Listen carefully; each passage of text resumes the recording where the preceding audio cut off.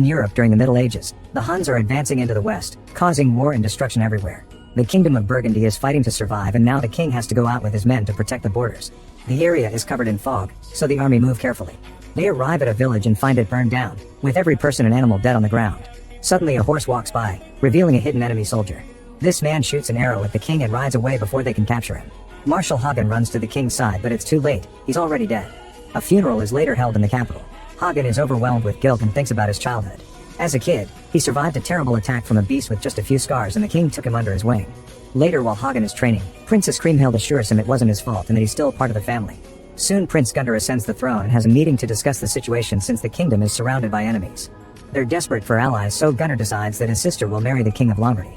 Hagen brings the news to Kriemhild and she agrees to do her duty without hesitation, but it's easy to see that it pains her to do so. That night during a storm, 11 armed men are seen camping near the gates. When Hagen goes to the wall to take a better look, he sees a shadow that whispers, "I know your scars," before disappearing. In the morning, the group crosses the gate and the soldiers immediately surround them. Kriemhild watches them from afar and notices one of these riders changing his face. Gunther agrees to meet with the leader and learns he's Siegfried, Prince of Cassanten. Siegfried's and Gunther's fathers used to be allies in the old wars. To everyone's shock, Siegfried challenges Gunther to a duel. The guards immediately surround him to protect Gunther, and Siegfried agrees to stay as a guest instead. In private, Kriemhild tells Hagen about what she saw and wonders if that person is an old one, an evil being that haunts people's dreams. She thinks her brother should have sent the group away. That night Hagen keeps an eye on the guests. A cloaked figure leaves the group and walks around town, so Hagen follows him. He manages to corner him in an alley, but when he touches his shoulder the shape collapses into a bunch of bags. Meanwhile, Siegfried has drunk so much that he goes to the street to throw up. Hagen approaches him and tells him to leave the kingdom. Afterward, Hagen goes to bed and keeps having nightmares.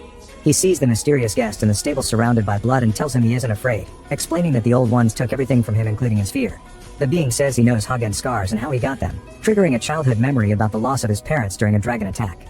In the morning, Hagen learns that the cloaked being was seen in the stables by the servants and some horses have been found dead. The survivors are freaking out and Kriemhild tries to calm her beloved horse down, but he breaks the rope and runs away. Hagen and Kriemhild jump on other horses and go after him. A chase ensues through the forest until the horse stops at the river to drink. Kriemhild approaches him and tries to pet him, but the horse freaks out again and hurts her hand before escaping. Hagen takes care of her injury while she admits she isn't happy about the upcoming marriage. Sometime later, Siegfried tells Gunther that he's traveling because the queen of the Valkyries, Brunhild, called him in a dream. It's said that she has the power to cast spells on men across the world without needing to meet them. The moment is tense, but suddenly Siegfried laughs, claiming the story is a prank. He also complains about the lack of women at the table.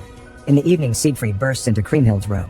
He tells her she's beautiful, but Kriemhild says he has no respect and calls him a lost soul, forcing him to leave. Meanwhile, Hagen tells Gunther that he doesn't think the marriage is a good idea and assures him that their army is strong enough. Gunther trusts him and agrees to cancel the plan. He's also worried about Siegfried's story because he doesn't think it was a lie. The following morning, Gunther informs Kriemhild that she doesn't have to marry and she hugs him in happiness. The queen tells Hagen that her daughter had been ready to make a sacrifice for the kingdom and wonders if Hagen is capable of doing so too. Later, Hagen is training with his soldiers when Siegfried comes out with his men to train as well. Their brawling looks more like a street fight than trained knights. Siegfried forgets it isn't real and beats up one of his men, so the others have to pull him away as he laughs like a maniac. Then he asks the local soldiers for a new opponent, so Hagen walks ahead. When Siegfried throws a spear at him, Hagen easily catches it. Hagen tells him they're training for war, so Siegfried should take his game somewhere else. The moment is interrupted by the arrival of a horse with a dead body. A closer look reveals he's a man from a settlement near the border and he was found stabbed to death. Moments later, Gunther is informed that the Saxons and the Danes have turned against them. The capital is secure for now, but the rest of Burgundy will burn. Gunther is so desperate for allies that he tells Hagen to ally with Siegfried's group even if Hagen disapproves of the idea. When Hagen goes looking for Siegfried, he sees the cloaked figure sneaking around and finds some things on the ground that appear to be part of a ritual. The cloaked being finally reveals himself as Alberic and he insists he knows who gave Hagen those scars. Alberic explains that Siegfried fought the dragon alone and killed it. Then he bathed in his blood, which made him invulnerable. However, a leaf fell on his back and stopped the blood from touching that spot of skin, so it's Siegfried's only weakness. Alberic has been hired to make a sword with the dragon's bones. He yells at Hagen for letting Siegfried stay in the castle, saying they've given him what he's been looking for, a family. In the chapel, Gunther's prayers are interrupted by Siegfried and his men. He puts his sword in Gunther's hand and says he'll kill for him. When Hagen comes looking for them, he finds Gunther announcing that Siegfried is now an ally. Later, Hagen goes to say goodbye to Kriemhild before leaving for war. She asks him why he saved her from the marriage considering the kingdom needs allies, but Hagen refuses to answer. Kriemhild tries to mention the feelings between them and Hagen claims he did it to protect the kingdom, yet she says their home will never be safe. The next day the army marches to war. When they stop to camp for the night, Hagen discusses strategy with his men. He points out that the Saxons and the Danes are brave but lack discipline, so they must take advantage of their chaos. Siegfried is bored and leaves the meeting to rest in the forest. Gunther joins him and asks about the Valkyrie story, so Siegfried tells him that the queen calls for the warrior in him. In the middle of the night, Siegfried rides out and attacks the enemy alone. In the morning, everyone is shocked to see him come back with the head of the Saxon king. He explains that the Saxons are coming after him and are chaotic without a leader, so they must take the chance to fight them. The army is excited and follows Siegfried into battle, ignoring Hagen's concerns. Soon a vicious battle ensues in the forest. Hagen kills any enemy that comes too close, but he's more interested in finding his king. Siegfried fights without mercy and without needing armor, which causes quite an impression on everyone. When Hagen notices that one of his young soldiers has lost his helmet and is about to get killed, he jumps ahead and quickly kills the attacker before passing his own helmet to his friend. The fight continues with both armies losing people all over the place. Hagen sees that his best archer has been surrounded and tries to help, but a bunch of enemies surround him as well. He can only watch as the archer is stabbed to death. This distraction allows an opponent to hit Hagen in the face, causing him to lose his left eye. Hagen immediately brings the attacker down only to collapse in the process. The Dane king is coming for him while Alberic watches from his corner.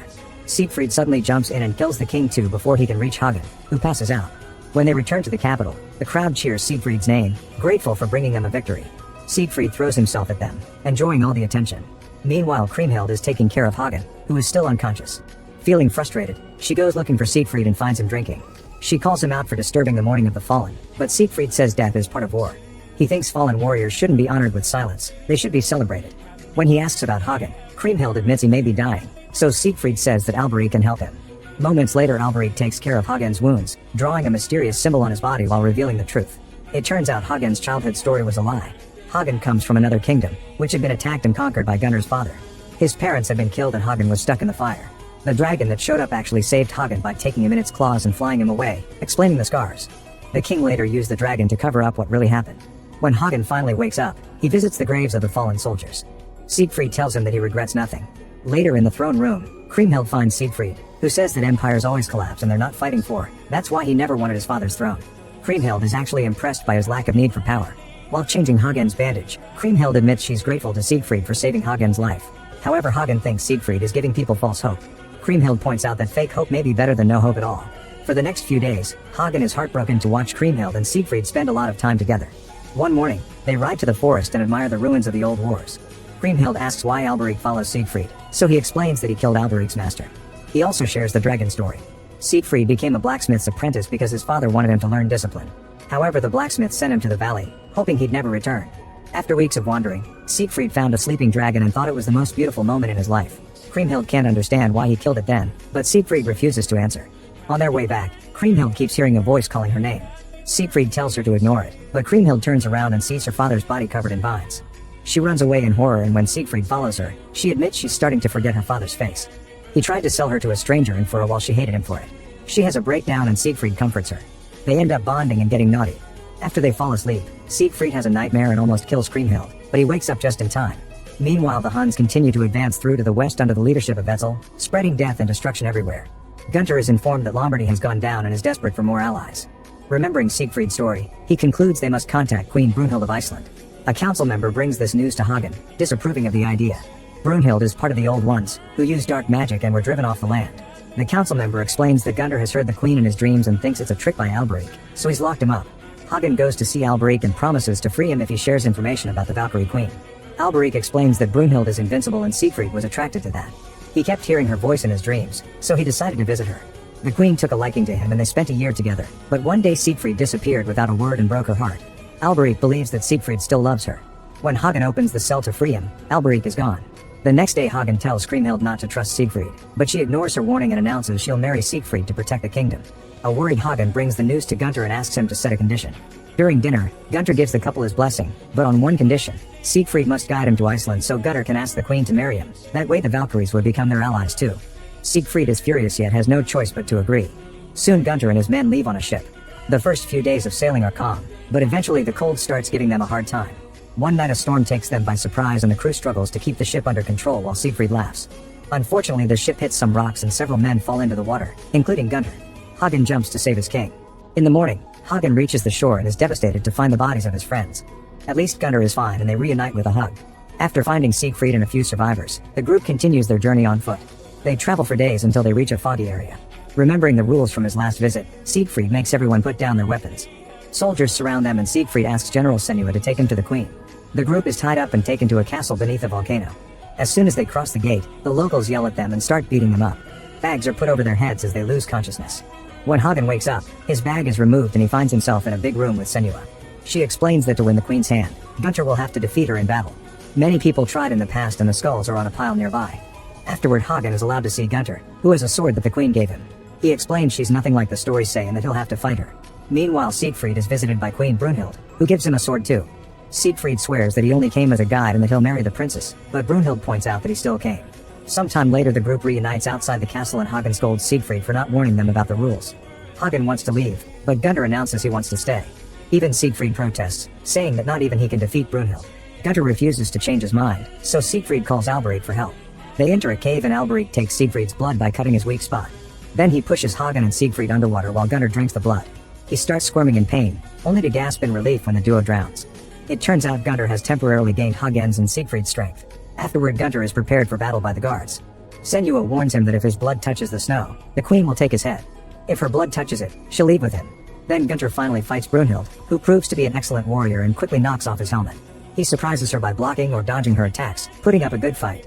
After several minutes of clashing, blood finally falls on the snow. To everyone's surprise, it comes from a cut on Brunhild's leg. Gunter immediately lets go of the power so Hagen and Siegfried can wake up in the cave. Brunhild and her army fall to their knees, determined to keep their end of their deal. When it's time to leave, Brunhild says goodbye to her land in tears. Eventually, the group returns to Burgundy and Gunter is devastated to learn that his army couldn't hold the borders, so the Huns have destroyed most of the kingdom. Soldiers are deserting and men in the villages are hiding to avoid being conscripted. Since they urgently need their allies' armies, a double wedding is held.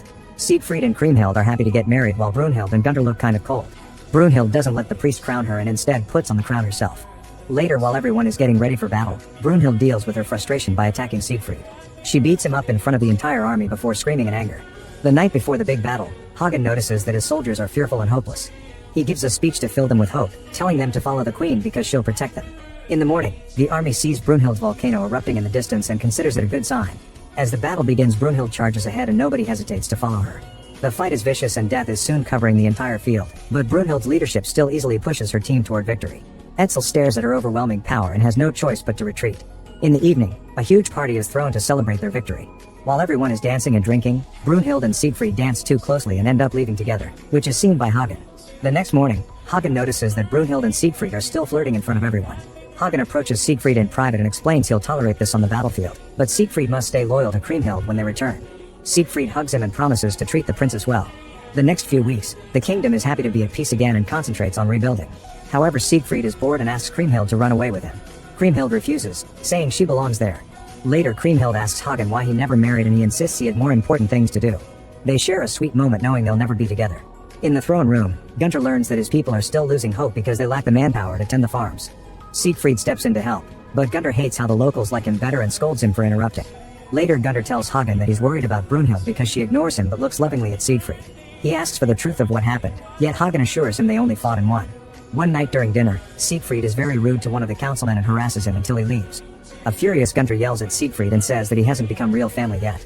When Siegfried tries to start a fight, Hagen stops him. Later, Gunter sees Brunhild riding out of the castle and follows her. The next morning, Gunter tells Hagen that Brunhild and Siegfried have been meeting in secret. The people continue to adore Siegfried, but he comes and goes without caring about anyone's feelings. Gunter doesn't want Siegfried to destroy the family, so Hagen agrees to do what the kingdom needs. Meanwhile, Siegfried apologizes to Kriemhild, yet he continues getting drunk in taverns and getting in fights. One day, Hagen invites Siegfried to go hunting and together they bring down a white stag. Hagen has many chances to kill Siegfried with a surprise attack, but he doesn't dare to do it.